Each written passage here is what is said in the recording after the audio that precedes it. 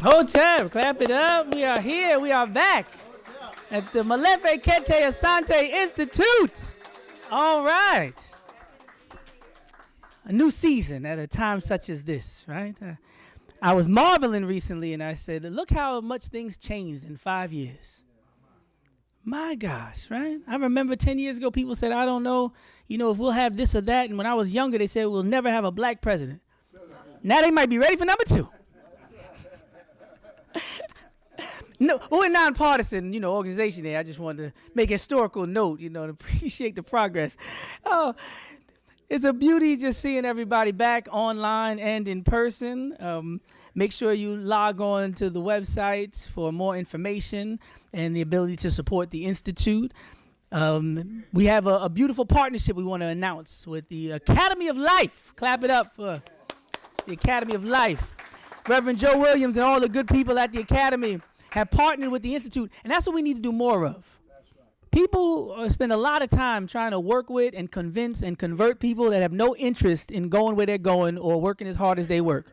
And I think like-minded people and groups need to coalesce and work together. If you're not aware that Project 2025 was comprised of over 110 think tank groups, that means they all got together, right? To put 920 pages together. Over 100 different groups said, I don't know what you believe or what you think about or where you meet or how much funding you got, but if you're against the same things I'm against, which is basically, I guess, black progress, right, and fairness and democracy, but they were able to coalesce on hate. So we can definitely, on Afrocentricity and love and, self-determination, we can come together. So one more time, shouts out to the Academy of Life for joining forces with the MK Institute and much more to come in the future. At this time, I'm going to bring on Dr. Molefe Kete Asante because today we have a treat and we need to take these inventories at times. And this is a great time to have an assessment of where we are. So without further ado, Dr. Molefe Kete Asante. Thank you. Yeah. We want to always thank Brother Jabali Ade for always getting us started and giving us the right direction. The Molefe Kete Asante Institute is starting its next series, and we are just delighted that we are here to start the new year. This is our first session. We had to postpone this particular session, but it's one that we've been looking forward to, and we're just very happy that you have come out to it. And there will be, of course, as you know, the way this audience is, people will keep coming for several minutes. Let me start with just a couple of observations, and one of those observations has to do with what he was just telling us about the Academy of Life, because the Academy of Life has done something that is quite remarkable. And that group has gotten together and it is decided that it would like to give a consistent support to the Institute every month. And so we just want to personally and publicly thank them. And, who knows? Who knows? One of these days, Dr. Jabali Ade was telling us about all of the think tanks, white think tanks, that got together to create Project 2025. There were 400 scholars that they hired. They spent millions of dollars, millions. I'm telling you, this is serious power, and this serious wealth. And it's the kind of stuff that we are up against. And yet, one of the most beautiful things I've always believed is that truth always will conquer lies. And we, even on the budget that we have been able to get truth out. And that's the most important thing. In 1488, the Spanish government created. Actually, they had done it, tried to do it in 1478. They created what they call the Spanish Inquisition. And basically, some people hear this word Spanish Inquisition and want to know, well, what was the Spanish Inquisition? Well, the Spanish Inquisition was a way that one group of people in Spain wanted to monopolize all the power in one hand. And whether it was judicial power, legislative power, they call it an attempt to combat heresy. But they were not just combating heresy. And when they say combating heresy, if anybody believed something that was different from what the Catholic Church taught, they considered that to be heresy. So they said, we need an inquisition. Every city, every town, every big town, every place where there's a Catholic Church, let's have an inquisition so that we can bring people up to charges and we can tell people what kind of torture we're going to give them so that they can repent of their sins. In fact, we would kill them if necessary. This was the Spanish Inquisition. This was an incredible thing. It lasted for almost 300 years. They went all around, wherever the Spanish were, where they had the Roman Catholic Church. The Spanish Inquisition was the real power. It was even more powerful than the kings at times. It was more powerful than anybody, because if you were on the board of the Inquisition, you can just charge anybody, your enemies, your friend, anybody, and you can bring them up, and then you can say you are responsible for heresy. This is it. So this is what when they start talking about Project 2025, that's what happened in my mind. I started, oh, this is the Spanish Inquisition again. So when I read it, it was very interesting. This project, for those of you who are listening to us around the world, you may not know about Project 2025, but it is a racist document. It is an attempt on the part of a limited group of white racial supremacists to roll back the political, moral, legislative, economic, and educational clock. That's what they want to do. They feel that for the last 60 or 70 years, the United States government has been on a progressive course where they have been defining a multiracial, pluralistic society in which everybody can participate. And they're saying, no, we don't want that. I remember thinking how that a few years ago, when I went to Washington, D.C., this is many years ago, when Kissinger was Secretary of State, he had something called the Scholar Diplomats.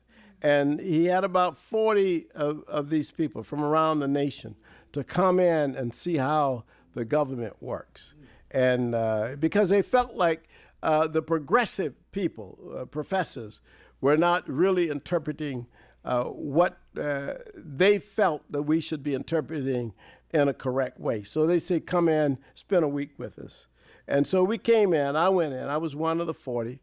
I went in and I listened and I watched and I saw, and I came back saying that this system, I can understand now why you bring somebody from Iowa or Nebraska or rural Alabama who is white into Washington, D.C., and they walk into those agencies and see all those black people who are running, who are civil servants, who moved to Washington historically. Why did black people move to Washington in the first place? We moved to Washington because Washington was a created city. It was an invented city. It's not as old as Philadelphia. George Washington, the first president of the United States of America, did not live in Washington, D.C. George Washington lived in Philadelphia. So Philadelphia is an old city, but why do all those black people start moving to Washington? They moved to Washington because they felt that the government should protect their rights. And so they got civil service jobs. And so what happened with the Republicans is that they said This is the deep state. They use the term deep state. They said this state, and what they meant by that is that when you look at the United States government, they got too many black and brown people up in the agencies. And we got to get rid of these agencies. We got to get rid of the Federal Drug Administration because they got too many up in there. We got to get rid of the Environmental Protection Agency. They want to get rid of all of that because what they assume is, that's right, that we got to get rid of what they consider to be the deep state. Too many black people up in these offices and too many liberal white people up in those offices. It's a racist move. That's why I've called it. It's a move on the part of the Republicans to bring into existence a notion, a regime of white racial domination. And America is not a nation that is one ethnic group or one so-called racial group or one political group. This is a pluralistic society. And the African American people have been the engine for explaining and interpreting and pushing and promoting the notion of the progressive nature of the American society. We are the ones that are doing that. We are the ones who have done that. And so I can tell you that they're upset, but we are not turning back. We ain't going back. And we can't go back. We got to go forward. And we also believe fundamentally in the idea of that 2025 has given us a very negative look at the American society. They've created a negative reaction in many, many ways to the ideas that are progressive and the ideas that say that it is possible to make and create a more perfect union. And I'm one who have always believed that it is necessary for the American government to listen to its best voices. And the best voices have always come from not only just the African American community. Let me just tell you, let me be more specific. It is the black women in the United States of America who are the most progressive wing of the most progressive political party. The Democrats are the most progressive political party, and the African American women are the most progressive. They vote 96% for the Democratic Party. No other group does that. Not even black men. Black men are confused at times. In fact, I had to talk to a brother the other day about that. You know, they had a situation where they invited people who were non-committal before the convention, the Democratic convention. They said, well, tell me what you think. And there were 8 people. 6 of them were white people. 2 of them were black men. And they say, well, what do you give Kamala Harris's speech? What grade? And you know who gave her the lowest grade? Shut up. Black man. What's wrong? What's wrong? I tell you what's wrong. What's wrong is that these are people who, number one, they do not know their own history. And number 2, they do not know the history of this country. And this is why you get confusion, you see? But somehow the black women got it. Somehow the black women have been the ones whose shoulders we have stood on. And I want to just praise them today. Give praise to the black women. They have saved us before, and they will save us in this one. I'm going to tell you. So I don't want to, I just want to talk, but you know what? I always talk. So it's not me. I'm not the speaker today. I'm just the introducer.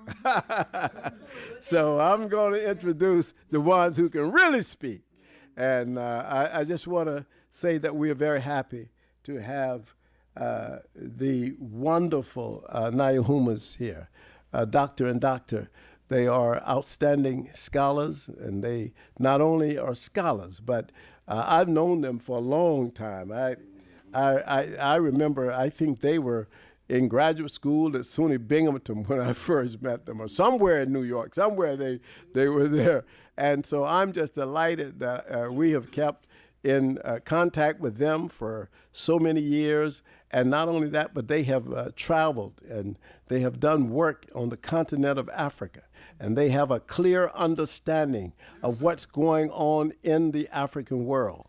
And we're just delighted that they are here to speak to us. And I just want to acknowledge also my council woman, Janie Blackwell, who's just coming in the audience. Thank you very much, Janie. So, and of course, our board member, Stan Strata, he's always here. So he just, but thank you so much. We are really, really delighted for all of you who have come. And we're going to start off with Dr. Majahid, Nyahuma, and then Dr. Tyahira, Nyahuma, and they will be speaking to us now. All right. Okay, Dr. Majahid. Thank you very much.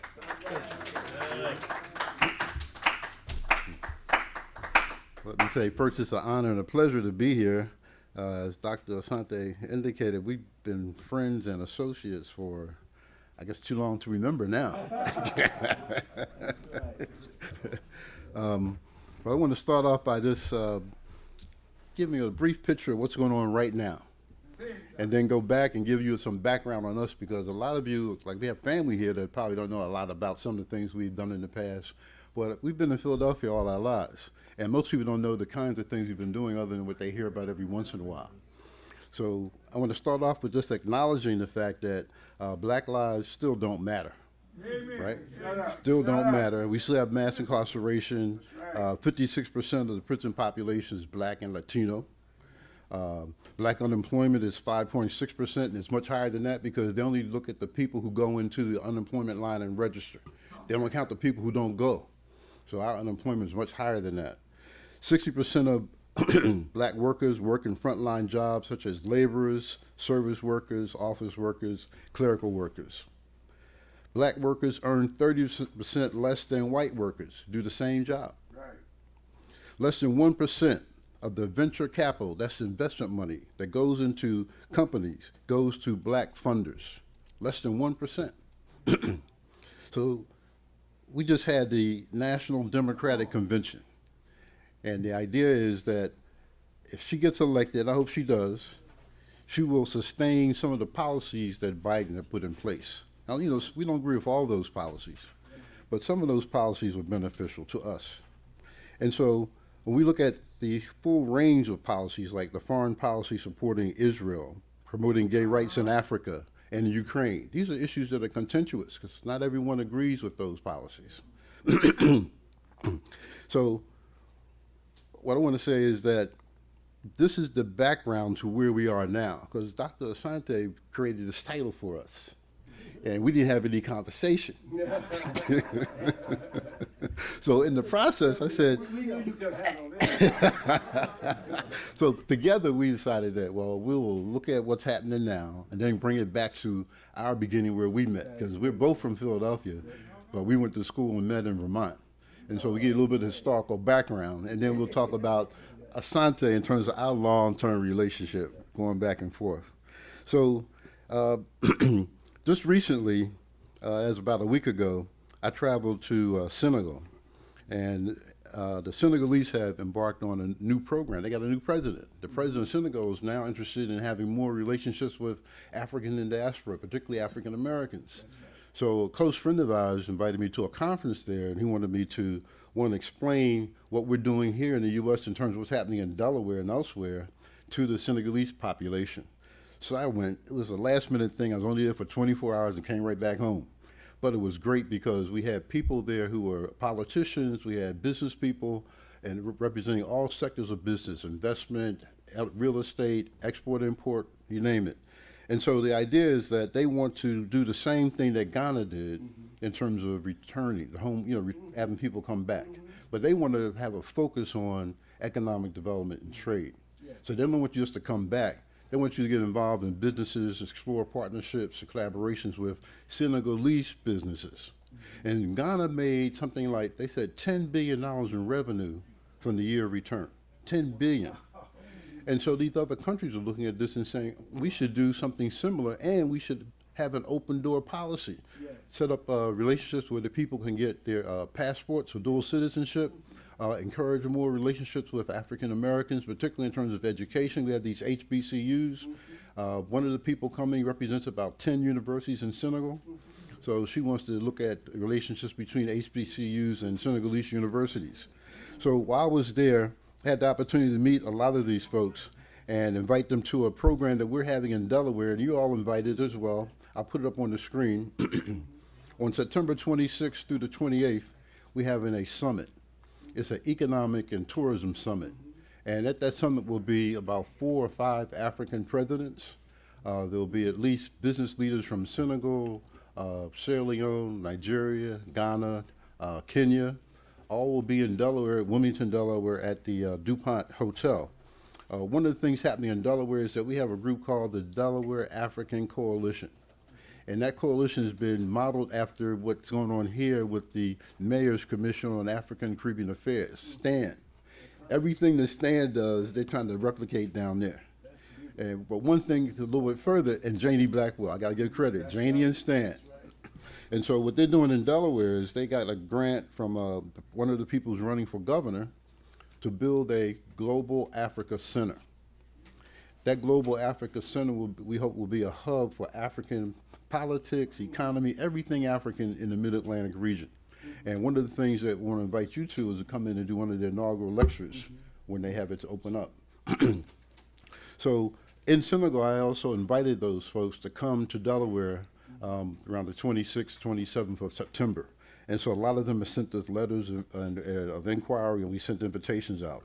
Now, this summit, as I said before, we'll be bringing in presidents of countries, business leaders looking for partnerships and collaborations with Africans in the diaspora. Now, one of the things that we thought would be interesting would be the fact that in this country, we have 102 HBCUs. 102 out of, I think it was like 130 something in the beginning. We have 102, and they have a range of skills and resources that they can provide, from agricultural to aviation. And so these African countries are looking for that kind of resource to deal with the employment of their own people, as well as the economic development of their own people. And so we hope that in September, when people come, that we'll be able to bring together some of those HBCUs like Lincoln, Cheney, Morgan, Morehouse, Howard, to have them come to that summit and actually meet some of their counterparts from Senegal. Okay. Now, let's get into some background. Let's see. Oh, one more thing before we get into background. One more thing. We have an organization called HealthLink International. And HealthLink International provides a workforce development training for adults and children. And we've been doing this since 1989. It's been a long time. We trained adults in terms of repairing critical care medical equipment. We train healthcare navigators, that they call today. We call them community health education technicians. And Temple stole some of our stuff, our curriculum, and now they have Temple has a community health education bachelor's program, right? And we found out that one of our staff members went and worked in that program to help them get it started. So we know for a fact that they stole some of our stuff. But for the last 25 years, we've been providing this training for people in terms of adults and young people.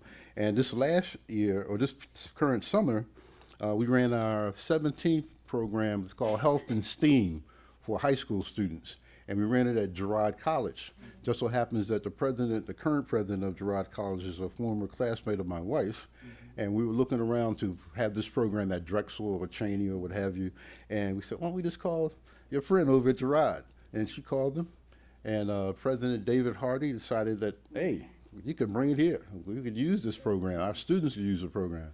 So this past summer, we had our program run at Girard College. It was a great partnership. They opened their doors to us. Our students had a great time, and we had students from about 12 different high schools throughout Philadelphia, charter schools, public schools, and private schools. Excuse me. And the last thing I want to talk about is this Pan-African sisterhood.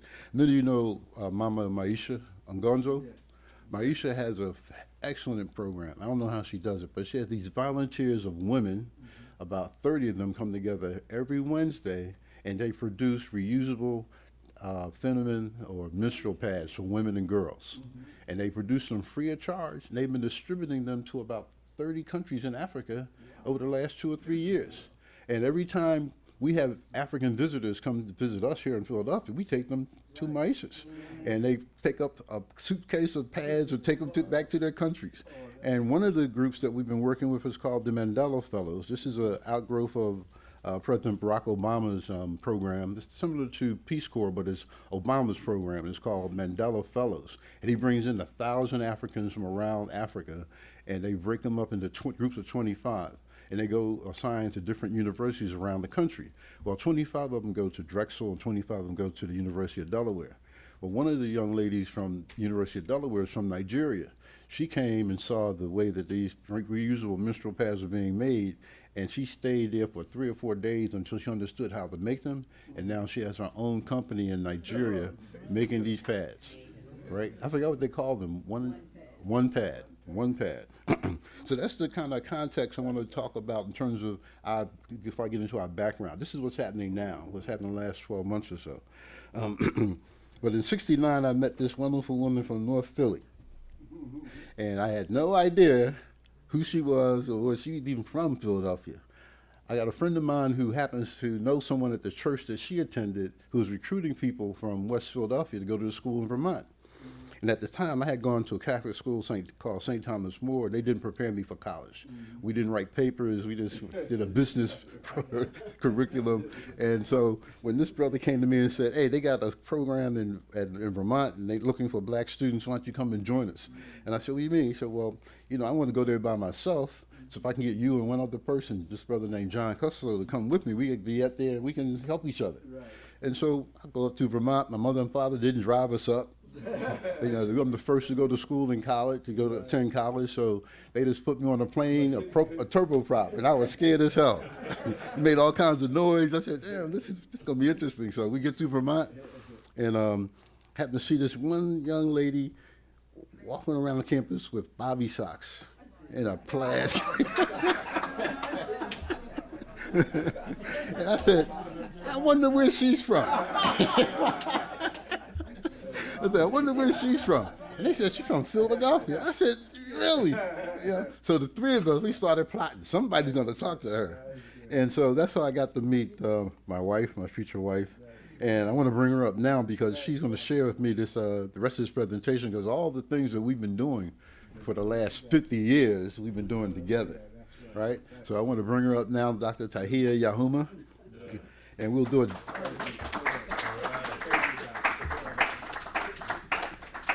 We'll be doing a dog and pony show here, going back and forth in terms of the things we've done. So we met in Wyndham College, and Wyndham's a small liberal arts school located in southern Vermont. It has about 800 students for those kinds of people who come from wealthy families, and they're known by their corporate names, the DuPonts, the New York Times, the Rockefellers. Exactly. Yeah. And these students, they either dropped out of these Ivy League schools or there for other reasons, but they came to that school mainly as a transition school. Mm-hmm. And so we were there because this is going to be our school. That's right. And so when we got there, we came in with 25 black students from Washington, New Jersey, Philadelphia, New York, Connecticut, and Massachusetts. Yeah, and none of us knew each other except for the ones from Philadelphia. Well, I didn't know you. Well, I didn't know him. So we just happened to be the majority, right? By 6 of us out of the 25. We were the majority. So anything went down, we had to have us be a part of it, right? And so anything we wanted to do, we'd be like the group that would start something and get the rest of them to join us. And so in any event, we got to the school, and it had nothing to do with black culture, black history, no black studies courses, none of those kinds of things. And so they shouldn't have done is brought Dr. Nyahuma, because she went to the president, and she could tell you what happened there. You know, that's hard to follow. No, it ain't. No, it ain't. I didn't have on Bobby size. They were knee high. And he can't get that straight yet. You know how long we've been married. I had dimes in mind. Oh boy, I tell you. But so my childhood background to go with what we're doing and talking about, and how we ended up at Wyndham College and how it launched us forward, because it really gave us a sense that we are African.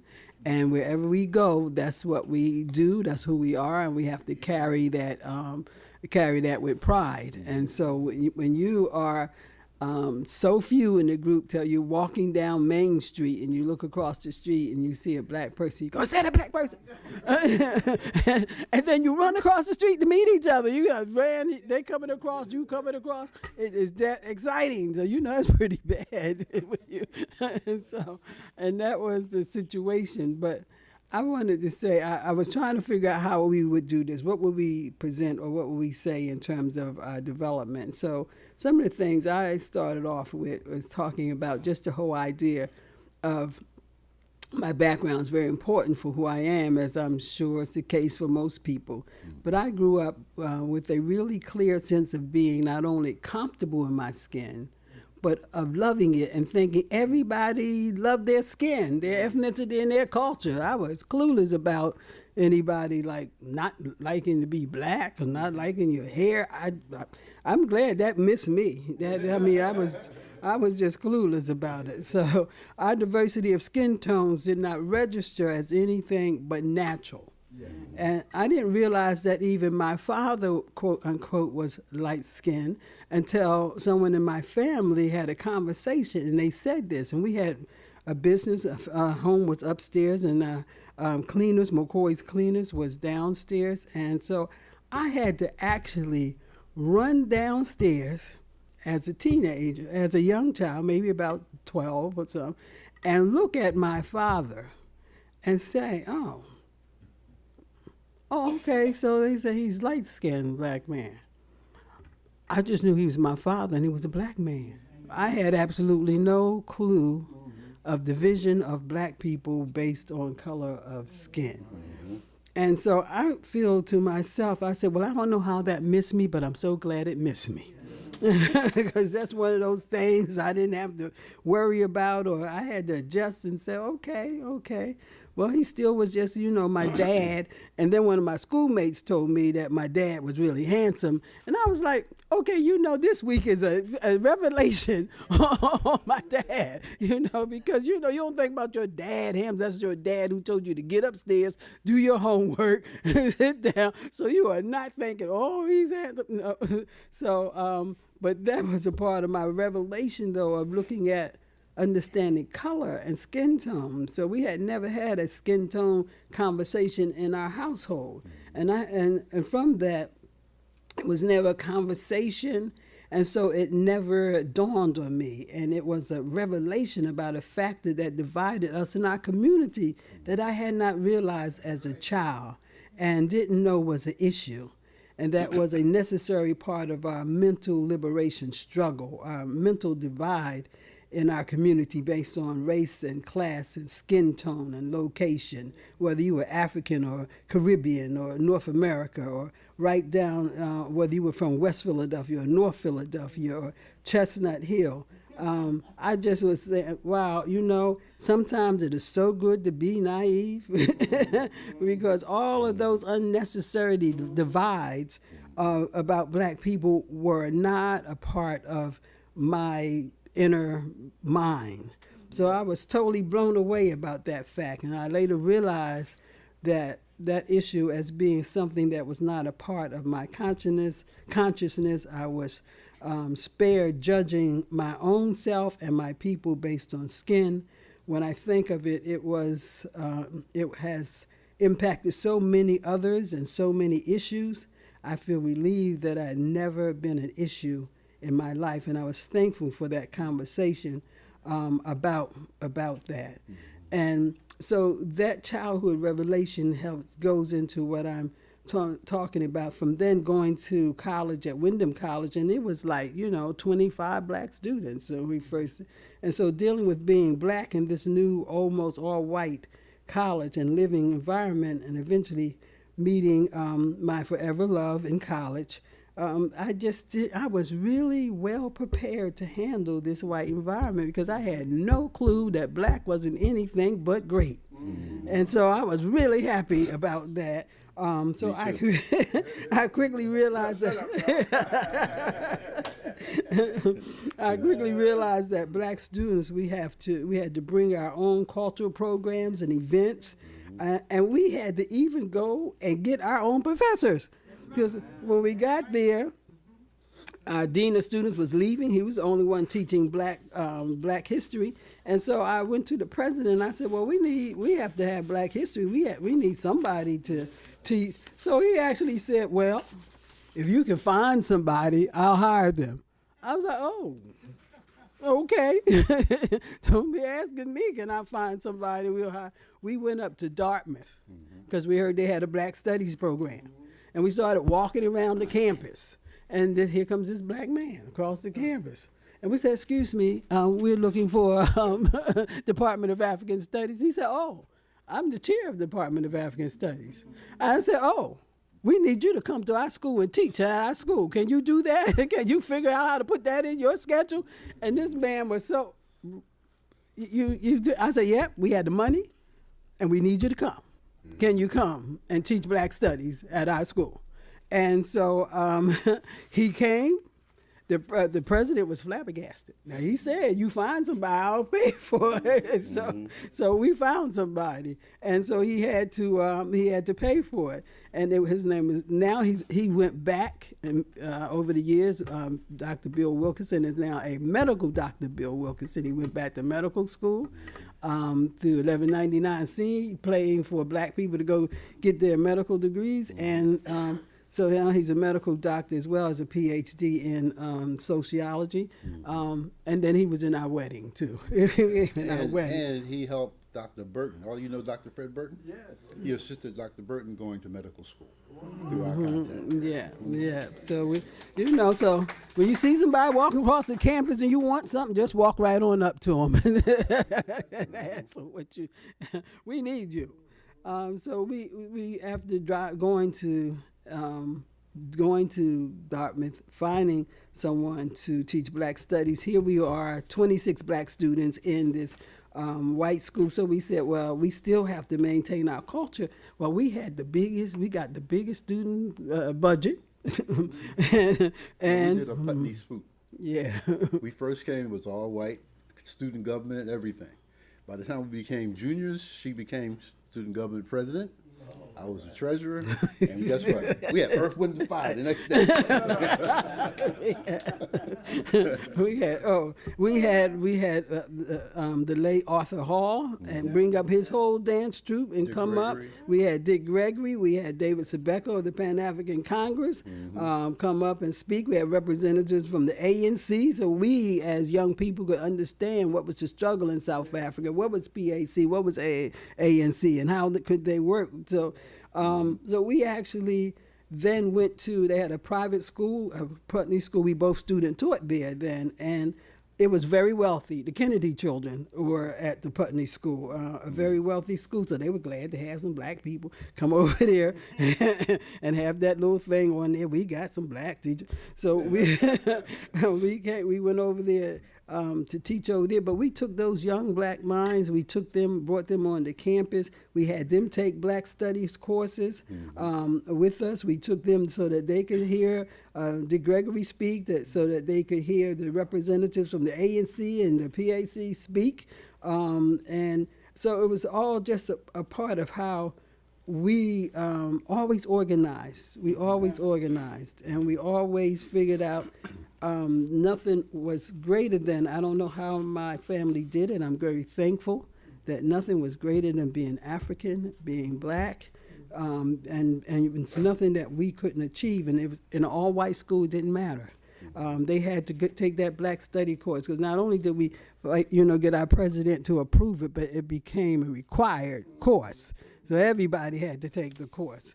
and Black studies. So being an activist is becomes a part of your life when you when you doing these things to survive. And so we continue to have programs. And one of the biggest and most wonderful places that I had the opportunity to work for is OIC International. And everybody know OIC, Reverend Dr. Leon Sullivan, OIC. So I worked over in the international branch. And I keep this letter that came from USAID, I had to travel back and forth to 3 different countries to write a funding proposal. So I was flying from Guinea to Gambia to Ghana and then back to see if they got that part finished and then fly back and go back and forth and was exhausted. But when that proposal went in, I still keep that letter. The USAID department said this was the best constructed proposal ever written in the history of USAID. So I take all the credit for writing that proposal so that we could get funding for our programs. OIC was a concept that was still brilliant.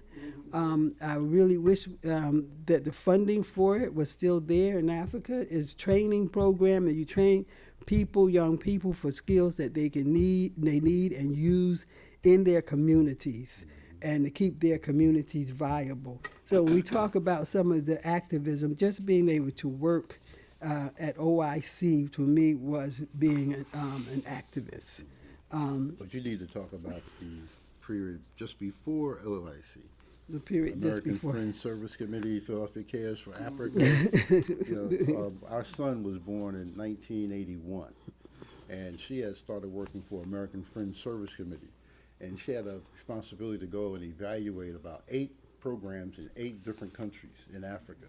And at the time, she was about 6 or 5 months pregnant with our daughter. And so I took it upon myself to go meet her and travel around with her while she was this last stage of her pregnancy. And we went from Zambia to Kenya to Tanzania to Ethiopia, visiting all these different programs Mozambique. that she had evaluated. And then we took an inaugural flight from Addis Ababa to Dakar on the Ethiopian Airlines. It was like 6 people on this big 300-seater plane, and my son just played football by himself on the plane. But yeah, that was an interesting trip. And then at the same time, we were caught in the politics of the day. We took a Russian flight from London to East Africa, and Jimmy Carter had boycotted the games, the Olympic Games. That's right. And when we got to Russia, or Moscow, my son and I were held up in the hotel for 6 days. We couldn't get out. They wouldn't And let we the called Americans embassy. fly. They came over with their trench coats and Tracy hats, and they said, nothing we could do for you. So we just sat there for 6 days, and we bonded, eating all that dried beef from the restaurant until we were able to leave and join her, and it was bliss after that.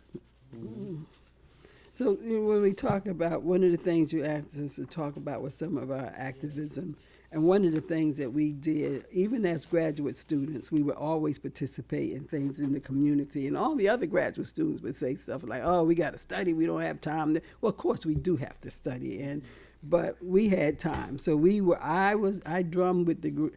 I danced with the late, you drummed. I danced with the late Presidio Board and Pearl Primus. And from that, we went to visit a prison. We went to the Elmira Correctional Facility. And I had never gone in a prison before, in a prison that was built that many years ago. So the prison windows are just a little square. Just a little square. And so all the inmates could do was get their hand out the window.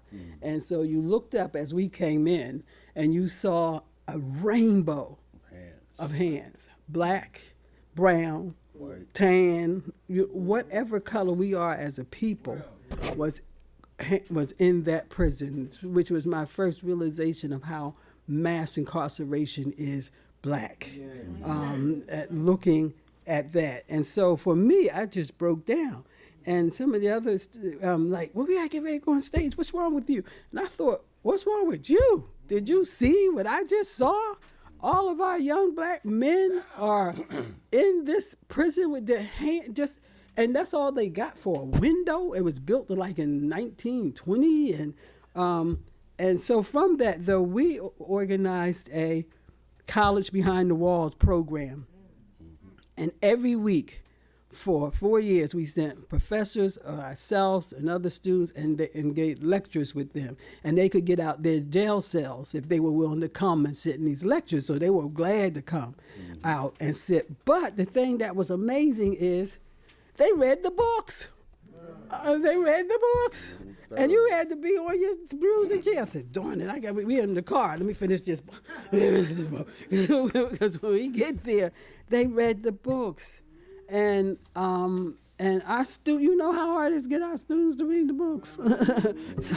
But I want to say one of them came out of prison. We helped him to go to Binghamton University. He then went to Temple Law School. He's a lawyer now. We have another who's an unbelievable artist. He has his own place, his own art gallery in Milwaukee.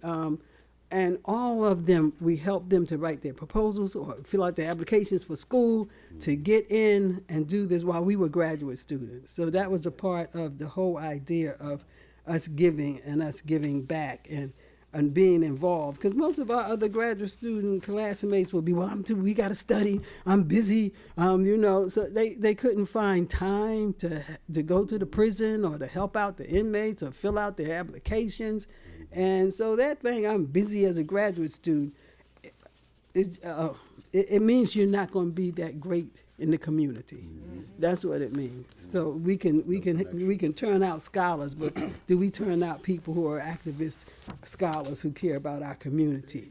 Mm-hmm. So that was one of the things that I really want to share. And I guess the last thing is Harambee, as graduate students, we formed the Harambee Graduate Student Organization. Mm-hmm. And we invited a whole range of scholars because as a graduate student, we're trying to figure out the politics, the ideology, and we just new to all this because we came to this school that was kind of isolated in Vermont. Right. When you go to a Binghamton, it's like 5 boroughs of New York City and some at that one school. And they have a full range of ideological perspectives, positions, what have you. And so we were lucky that Akbar Muhammad, Elijah Muhammad's son, was in the history department. We had Cedric Robinson, who wrote the book, what was it called? His name's Cedric's book. I can't think of it all, so I'm getting older. But Cedric Robinson. Only one of us. We had C.L.R. James, Walter Rodney, Yusuf Benjikanan, Dr. Clark coming down from Cornell. So we had an infusion of different ideas about the black community and black history. And that would really serve well because between going to prison, studying, and hearing these brothers speak about our history and our culture, it really, like I say, armed us for the future. And so it really helped us in terms of preparing for the prison, dealing with the brothers in the prison, as well as the future in terms of us traveling around the world. And so from Binghamton, we finished our graduate comprehensive exams. And as soon as we finished, we found out that the chairman of our department was trying to recruit us for government jobs in Washington. And the kind of job they were recruiting us for, we didn't want. And as soon as he figured out that we were not going to accept them, everything dropped. Financial aid, scholarships, the whole 9 yards. And so fortunately, though, just before that, that's when we met Dr. Asante. Our dance program director, he was taking people or students over to the University of Ife, Ile-Ife in Nigeria. And that was the sister school to Binghamton. And so the university decided that they did not want him to continue doing that because he was doing something funny with the money. He was flirting. So they said, we're not going to have this program. So we went to them and said, well, we can find another professor to work with him and have this program at University of Ife. And that's when we got in touch with you because half of the students that went with us were from Buffalo, and the other half was from Binghamton. And we spent the whole summer at the University of Ife. And so that experience, and then we went to China just before Chairman Mao Zedong died, and we went again after he died. And I think that kind of put the icing on the cake for us in terms of our department because our chair of the department said, these guys are not going to work for what I want them to do, and so they got to get out of here. And so fortunately for us, we applied for graduate fellowships with the Rotary Foundation in Binghamton, and they awarded us a scholarship.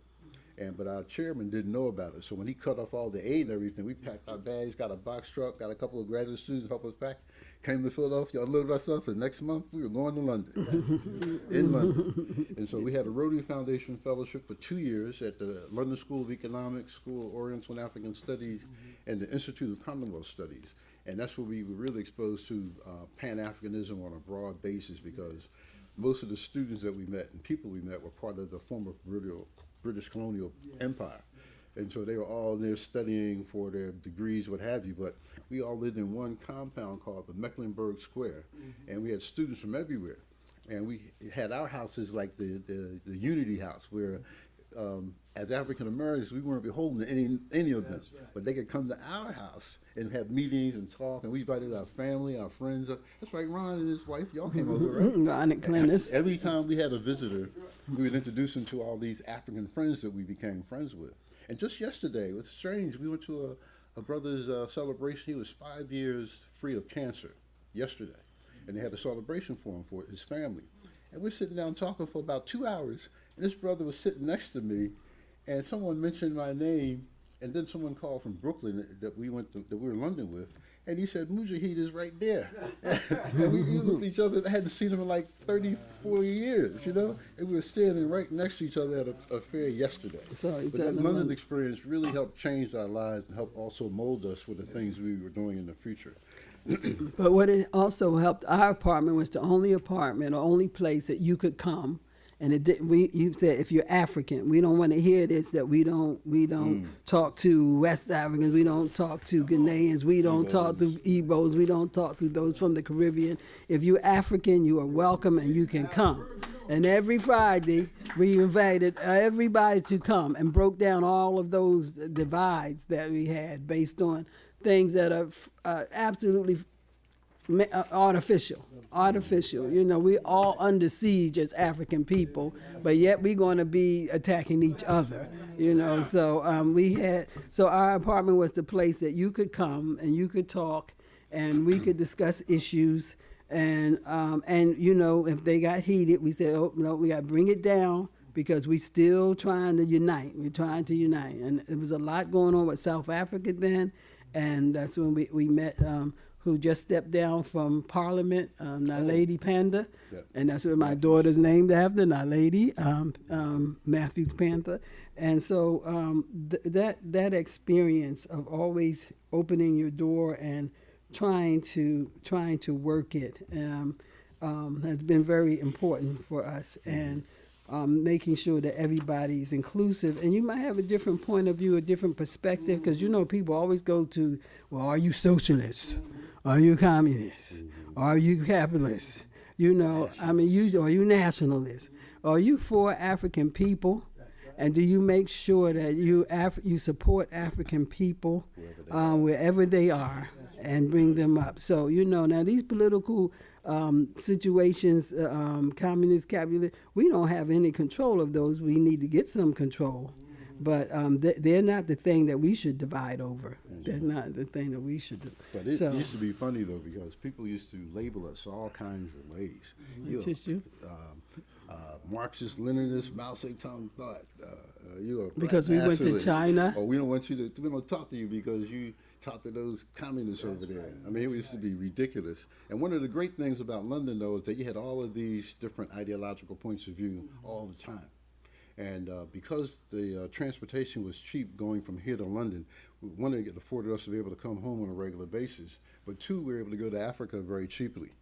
And so one of the trips we took while we were doing research was to Tanzania. And while we were there, we met this brother that you see in this picture here. It's Brother Pete and Charlotte O'Neill. Pete was the Black Panther Party headquartered chairperson in Kansas City. And when they would start arresting all the Black Panthers, he was able to escape and get to Cuba, then over to Tanzania. And while we were there, we found out there was about maybe 35 or 40 African Americans all throughout Dar es Salaam and that area. And they said, well, you got to go up to Arusha and meet Pete and Charlotte. And he said, well, Pete and Charlotte don't know us because we're not Panthers. He said, well, you should go up there anywhere. They welcome anybody. So we went up there, didn't know them. They opened their house with open arms, had to stay a couple of days, fed us. We gave them some funds because we had American dollars that they could use, but they really had great hospitality, and they set up a program for training local people on computers and STEAM. And so Charlotte was here about 3 years ago or 4 years ago. His wife. The United Black Fund, Linda Richardson before invited she her here. passed. And so we had a chance to meet her after maybe 20 years of not seeing her, and she gave us an update on what's happening in Tanzania. But they gave us a great welcoming, prepared us for what we were about to experience while we were in Tanzania, and I'm ever beholding to these folks in terms of what they provided for us while we were there. So one of the points of that is to be welcoming to each other. You don't know each other. You're strangers in a country, but you here come. We know you're African American. You're over here. Come on in, get some food.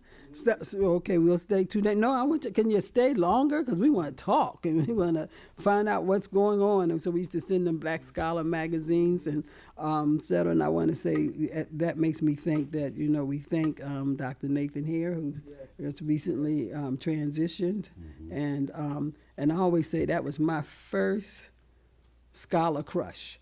That was first scholar crush, because we had Black Scholar magazines, and I was like, whoa, I'm in school in Vermont, right? I need some Black Scholar magazine.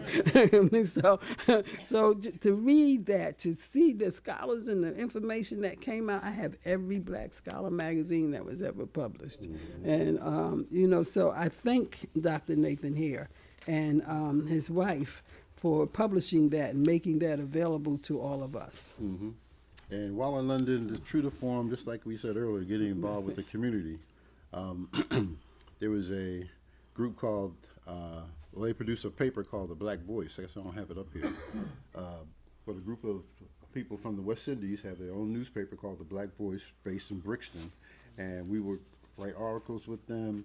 We'd hold classes at the Moonshot Club where all the West Indian youth would gather in the evenings. And while we were there, some skinheads put the Moonshot Club on fire, and about 11 young people died. Burned to death. Burned alive. And it caused a real uproar among the black community in London at that time.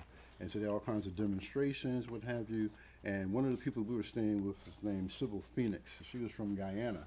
And they counted on her to play some leadership role in terms of mitigating the problem since these young people died.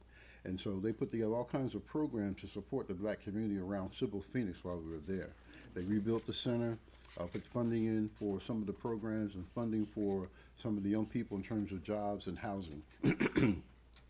But the Black Voice was a major vehicle for getting the word out. Jail for it? Not that I can remember. I think they got away with it because I think some of those skinheads were policemen, right? And so they wouldn't arrest their own. And then back in those days, London was was problematic in terms of dealing with black people. Because you had a lot of people coming from the Caribbean, from Africa, and then you had an influx of people like us. And, a lot of things that we wouldn't tolerate, some of them from other places would, because they had the American experience.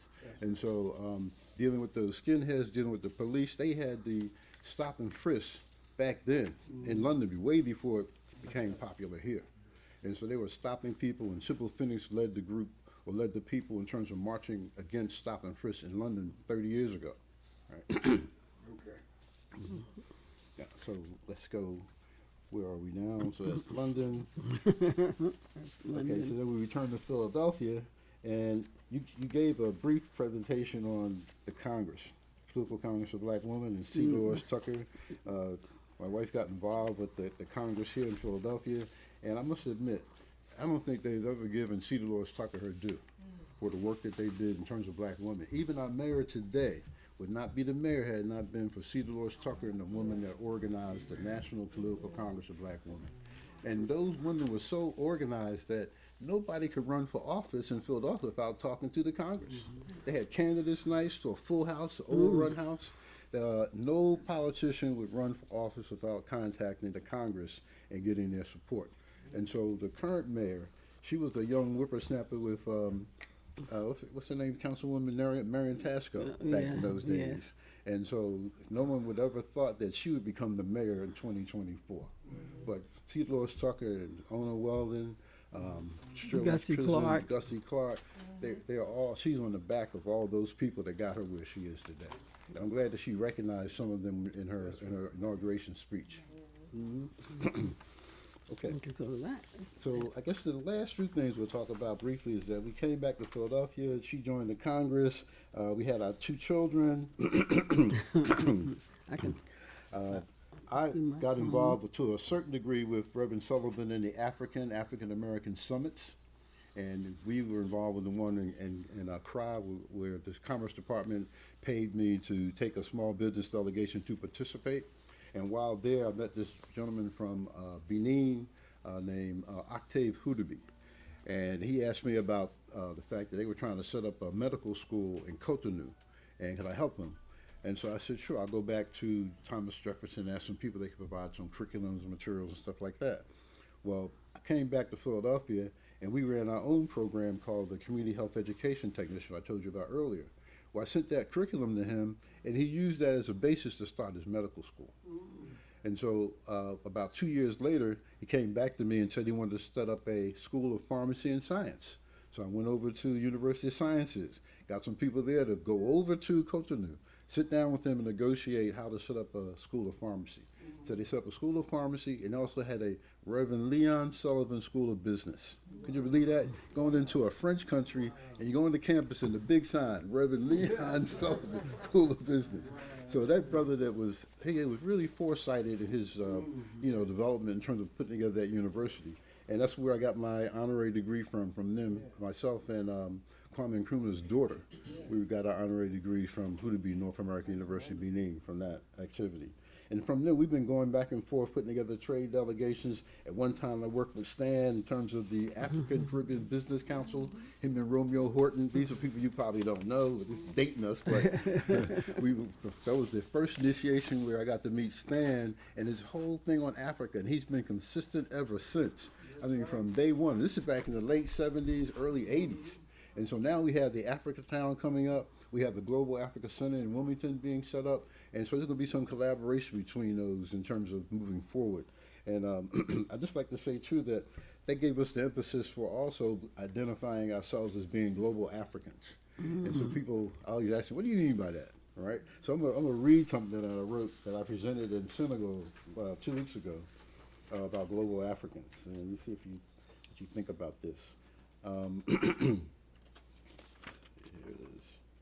Okay, global Africans are Africans who travel to everywhere there's an African footprint. We are also Pan-Africanists and are Africans who have returned to the motherland from the diaspora. They are continental Africans who have traveled outside of Africa and whose education, exposure, training, and research are Pan-Africanists in thought, words, and actions. We are people who travel to everywhere there's an African footprint in the world. We have groups of Africans from diaspora who travel to Africa yearly. Last year, we traveled to Senegal, Gambia, and Ghana. Next year, with the blessing of the Creator, we'll return to Egypt and Zimbabwe. Our website is globalafricans.org.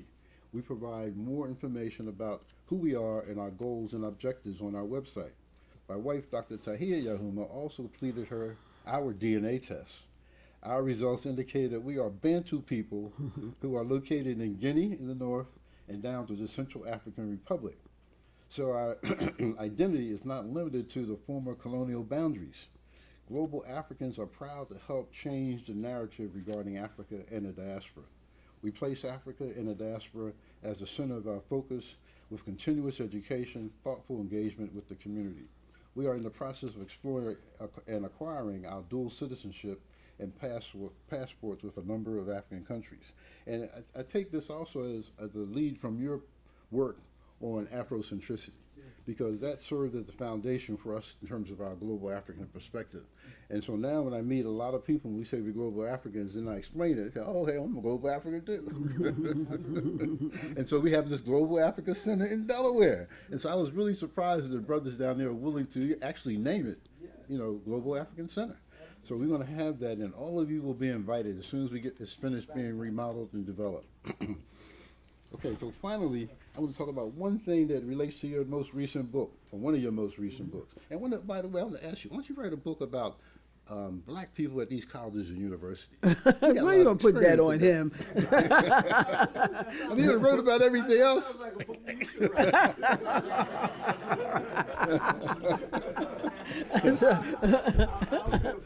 Okay, we're going to collaborate on that, then, all right?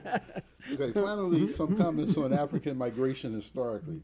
We all know that the world recognizes that Africa is the birthplace of all humanity, as Dr. Dr. Sheikh Dope meticulously documented with his research and others. Again, you're 70,000 years ago, the whole human population lived where? On the continent of Africa. The first migrations of global Africans took place in Asia, Europe, and finally reaching the Americas 15,000 years ago. The Egyptians were the first global Africans to map the world and travel to many parts, leaving aspects of their culture, knowledge, and technology behind them. The next wave of global Africans were under Mansa Musa, who took 2,000 ships across the Atlantic to the Middle Atlantic region, the Caribbean, and South America, and Mexico. The next were a wave of global Africans who traveled to the Americas through the Holocaust of slavery. They're the ones who provided for the industrialization and development of the West through free labor and access to Africans' raw material resources. The last wave of Africans, which is the current wave of Africans, are global Africans who are those Africans who traveled to Europe and America after World War II. They were led to believe that European cities were paved with gold and life would be better. And a lot of them we met in London when we lived in London. They all came there thinking that this was going to be heaven. And they got there to find out that the gold came from Africa. They didn't get access to it. It was cold. People were inhospitable. I mean, it was terrible. And so the current wave of global Africans, this is the diaspora returning to the motherland, is based on exposure, education, and work of continental Africans opening the doors of return with meaningful hospitality and mutual beneficial relations. And that's what the program is going to be about in Delaware on September 26th and 27th. It's about Senegalese coming here, looking to establish relations with Africans here, and us going there and establishing relations with them in terms of education, economic development, and what have you. That's our presentation.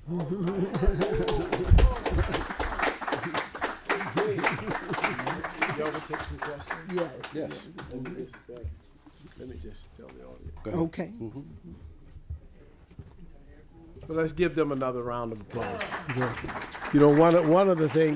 One of the things that you learn very quickly when you have people like these who have such rich history is the textured nature of our involvement and our engagement with the world. And, I've known them for a long time, but a lot of what they told me, that's the first time I ever heard it, and it is so powerful because then I see the cross currents with other people that I've met. Like I met Percival Board, the Sierra Leonean who was married to Pearl Primus. Pearl Primus stayed in my house in Buffalo. So this is just listening to them give these conversations and touch bases with all these places. Our son went to University of London, to SOAS as well. So it's just living in London and knowing that experience as well. So this has just been a wonderful, sometimes we need to hear this kind of conversation, because this notion of a global African, they represent global Africa. And this is a very, very powerful thing. So we do have time for a few questions. Let me put up this. Yeah, just 1 minute. Our next trip. Okay, beautiful. Fantastic. And they have another trip coming up, July 27th, 2025, when they are going to actually go to Egypt and Zimbabwe. Now that's a trip there, where you go from the north to the south. That is a powerful trip. Or the south to the north, the way to now. Oh, the south, absolutely, south to the north. All right, so there's a question in the back. Where's Dr. Jabali? All right. Yeah, fantastic presentation. We really enjoyed it. Oh, you got it. And really learned something today. You mentioned a few things that are happening in Senegal. Is there anything else that's happening in Senegal other than what you mentioned? I know you're limited on time, so I was just wondering if there's any other activities that are going on in Senegal that we should know about. It's a lot going on in Senegal because they elected a new president, and that president has dismissed 120 civil servants so he could bring on his own people. He's gone to Burkina Faso, Mali, and Niger to establish relations with them because they're breaking with France in terms of being dependent on the dollar and being dependent on the French trade and currency. So Senegal is going through a lot right now, and he's putting in place an infrastructure to allow him to achieve his goals. Because if you know, it's like here, we get an election, and you don't have your people in the administration to help you carry it out, you're not going anywhere. They'll undermine you, you know, they'll do all kinds of things to disrupt what you're trying to do. So he had to dismiss 120 people who were civil servants in the government of Senegal to be able to implement the kinds of programs he wants to implement. He's done another thing I thought was significant. A lot of these presidents, when you go to people's homes and to doctors' offices or businesses, they have the picture of the president up on the walls. He banned people from putting pictures of him on their walls. He said, put pictures of your family. Think about the future that we're trying to provide for our families. Put their pictures up there instead of mine. So there's a lot going on. He's trying to make a major transformation in terms of education and culture among the people in Senegal. And a lot of them will be here in next month, so you get a chance to come down and interact with them. You'll see what I mean. Yes, sir. Yes, sir. Thank you for your presentation. I'm very concerned about our youth, young people in general. And based on your experience, many of the successes you've had with young people, what can you tell us as elders to get our young people more culturally aware, more nationalists, more Pan-Africanists, more conscious? Because there's too much social media. Oh, yeah. And, you know, they don't read. They don't want to look at facts. Rhetoric becomes their facts. So I was trying to see if you could share with us some of your successes and things we can do. And then I have another question. It's kind of off the record, but I just want to see if you knew. Is there any progress for Assata Shakur coming back to this country without those charges?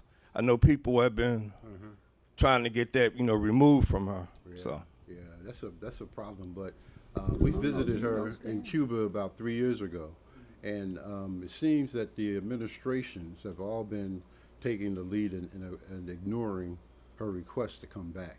But I think with this particular new administration, if she gets elected, it may be an open door at that point, even for what's his name? Not come back and go to jail. No, not come back and go to jail. There's no point in coming back. Yeah, yes, Yeah, no. Abu Jamal also, under this new administration, may get some help in terms of opening some doors. Because these are political prisoners that we have throughout the country. And that's just two. There's a whole bunch of them. And they're serving time for, minor crimes and misdemeanors because they identified with a political group or organization. They didn't kill nobody. They didn't steal from nobody. But they're political prisoners. Yeah, that's right, because they're black. Black standing up for being black. That's right. And So hopefully this new administration will put demands on her because she's already indicated that she wants to look at reparations as one of the issues that I think is important. And I think, like Dr. Asante said earlier, some of these black women, they get in there and they really get things done. And so we got to make the demands, and so that way we can have them address that issue for her to come back. And come back without charges, as you said. In terms of young people, you want to respond to that? Well, I think we just don't buckle down with and I mean with our early young people. My grandbaby's only 3. We have to set limits on how long he can hold his tablet and have that tablet and look at his tablet. So we have situations where we say, no, this is how long you can have it, and then it has to go away. And now we have to read. So so he has a whole library that we have for him and his parents have for him. And we've agreed across the board that we have to stick to the plan. You can't go to Nana's and now have the tablet for 6 hours, and then because it is really taking hold of our children. And to me, it's taking hold of their imagination, their reading ability. And really, if you're not there watching it, you don't actually know what messages are actually being sent. So, you have the control. So we were really in control of our children's TV when they were growing up. That was important. And so now we got this tablet thing. Can you imagine the 3-year-old shows me how to turn it on and off and how to play, so I have to get his help to give him the punishment of turning it off, so that's pretty bad.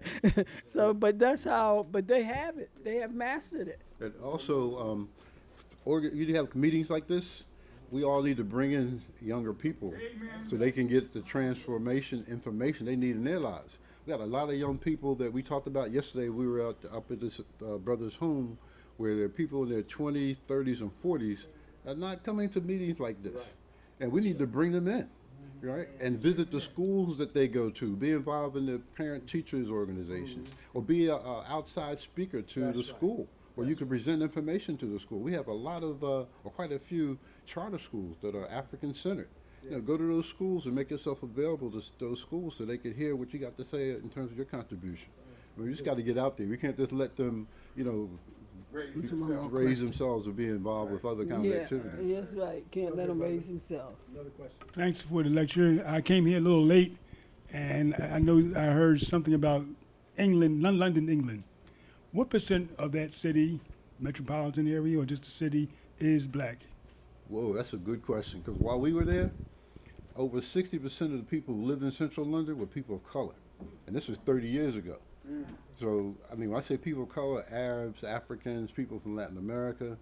So the British people were resentful of the fact that London was becoming a city of people of color, right? And that's one of the reasons I think that they, bombed the Moonshot Club, right? That's one of the responses or reactions for that. But there's a large black population in Britain, and my only problem is that they don't get the kind of same education we get here. I wish there were people in Britain listening to you, because when we go there, it's some jealousy in terms of African Americans, in terms of what we do, our culture, our heritage. But at the same time, they come here and take full advantage of whatever we've been able to achieve. They move into neighborhoods that we had to fight to move into, right? But they come here and don't even want to be associated with us, but yet they taking full advantage of what we accomplished in terms of our, role in this country. So to me, England is the epitome of racism in terms of this world, because that British Empire spread the racism throughout the world. Absolutely. Well, I think France is pretty high up there too. Oh yeah, well, all those European countries, but Britain had the empire that lasted 100 years, and so they used to say that the sun never stopped shining on the British Empire, which meant everywhere you go, they were British somewhere colony. colonized. And then they imputed in that in their local populations, the racism and discrimination, and all the rest of it, and that's why we're suffering from the racism we have today. Thank you, brother. All right.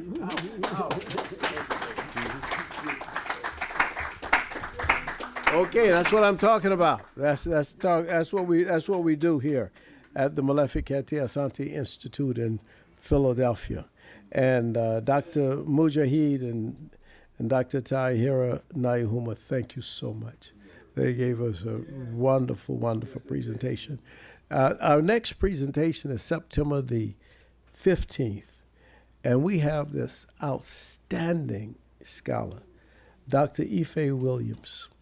She is in political science at Delaware County Community College, and she is known for her book and her work on the history of black revolts.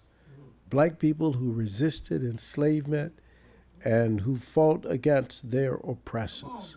So she'll be here September 15th at 4 o'clock on Sunday, September the 15th.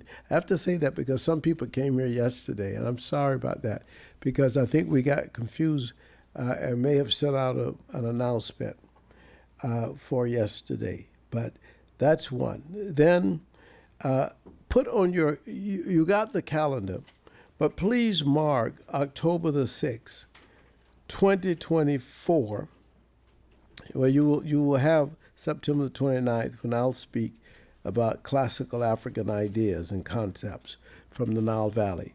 But then on October the 6th, Jume Faye, which is a name you may have heard of, because that's the name of the president of Senegal.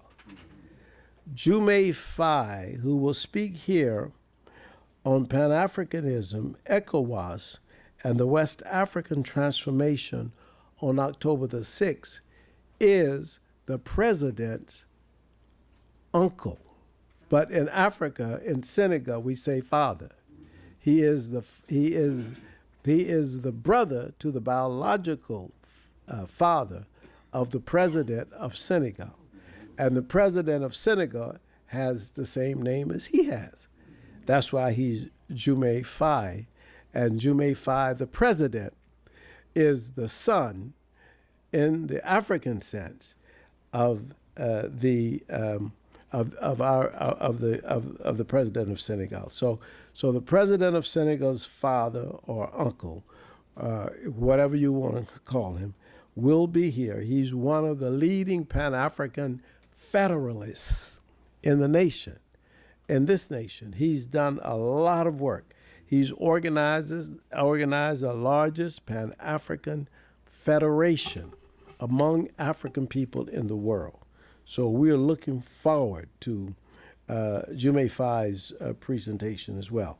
You also should be looking forward to October the 27th, when Attorney Michael Cord will talk to us, as he always does every year, about the election. And we want to make sure that he talked to us before the election itself. So October the 27th.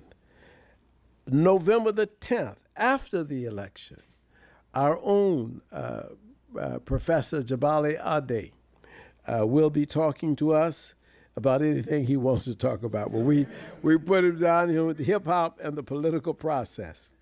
Dr. Jabali Ade is a gem, and so we look forward to him. And then we have Dr. Dove on December the 8th.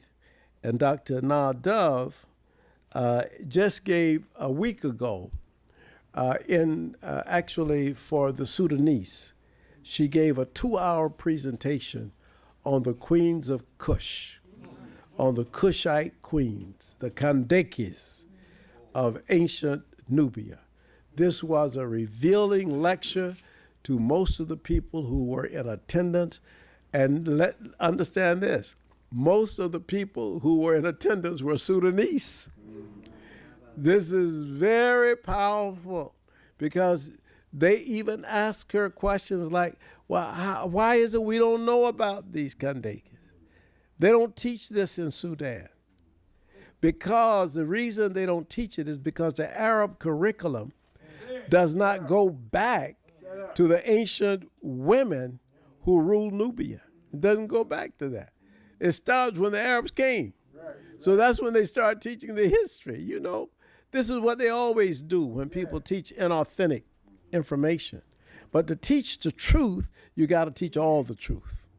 And so what she did for 2 hours was to talk to them about Amani Shakeri, Amana Renes, these great queens who not only protected and saved Nubia from a Roman invasion, but who started building those pyramids in Sudan, many of them. And the people wondered. They say, well, we don't know. We heard it, we hear some about them, but it's not structured in our curriculum. So we don't even get to understand these people. So she's going to be talking, and we look forward to that. Let me just ask one question. Were there any questions? Okay, but it's okay. All right. Thank you very much. One thing for you. Yes, please, go ahead. Yes. The book by Cedric Robinson is called The Black Radical Tradition. That's, yes. The Black Radical Marxism? Tradition. It's on Black Marxism, Right. the analysis of Marxism and the Black Radical position in terms of C.L.R. James, Walter Rodney, and a couple other folks. Right. Thank you very much. Yeah. I was going to mention that. Yeah, that's right. But and I think that's a subtitle. The title is Black Marxism, but the Black Radical Tradition. And the thing is that by the way, Cedric Robinson's book is not so much about Black Marxism. Most people see the title and say, this is a book about Marxism. No, it's mostly a book about nationalism, but that's another, we'll discuss that one day. What is he really talking about, you see? And that's why he goes into discussion of some of the other important figures. Okay, brothers and sisters, it's been really good. Are there any announcements that we need to make, Reverend Joey? I was Thank you. And all the supporters of the Academy of Life that supported these lectures, I want you to stand up, all the supporters. All the supporters of the Academy of Life. Academy of Life. Stand up. All right. All right. All right. Thank you so much. Well, we thank you so much. We thank you.